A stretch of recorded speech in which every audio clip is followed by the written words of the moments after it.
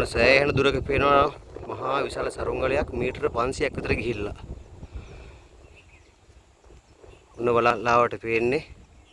ඉතින් මේ ලස්සන සරුංගලේ නිර්මාණ ශිල්පියා තමයි මේ ඉන්නේ. අපේ ඉස්කෝලේ පුතෙක් ආදිත්‍ය 10 වසර. ඉතින් මේ හරිම දක්ෂයි. මම දැක්කා මට ගිය පාරත් පුතා ලස්සන සරුංගලයක් හදලා වුණා ඔන්න නූල. මේවා දැන් කාලේ ළමයින්ට දකින්න ඕන නිසා තමයි මේ වීඩියෝ කරේ. බලන්න පේන ලස්සන දිව්‍ය ලෝකේ ගියා වගේ වලාකුළු වස්සෙන් සරුංගලේ. මොනවද පුතා මේකට පාවිච්චි කරේ? මම පාවිච්චි කරේ උණ ගෝටුවේ, ඉදි ගෝටුවේ, සාරි, සරුංගලේ පත්තරයි. පත්තරයිනේ. දැන් මීටර කීයක් විතර ගිහලා තියෙනවද? දැන් සර් මීටර 500ක් විතර ගිහින් 500ක් විතරනේ. ඉතින් බලන්න මේ වගේ ළමයින්ට තමයි ඇත්තටම කොල්ලෝ කියලා කියන්නේ. මොකද දැන් කාලේ ඉන්නේ කොල්ලෝ නෙමෙයි. මොකද එයාලා ෆෝන් එකට සීමා වෙලා එක විදිහකට ඉන්නකොට මේ ඈතින් පේනවා නැවතත් රිටිගල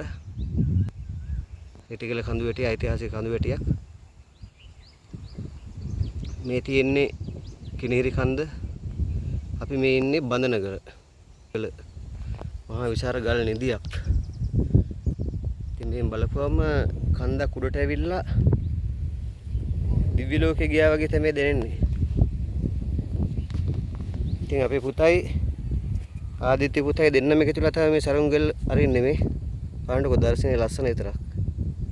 ඉතින් මේවා දකින්නත් පිනක් තියෙන්න ඕනේ. මම දකින්නේ ඒක. මේ වගේ ළමයි තමයි රටට ආඩම්බරය. මීට දශක 20කට 30කට ඉස්සලා තිබුණු අතීතේ නැවත අපි ගියා වගේ නැවතත් දැනෙනවා. ඉතින් ඒ වගේ ළමයි යගේ කරන්න ඕනේ ඇත්තටම. එහෙනම් හැමෝටම ජය වේවා.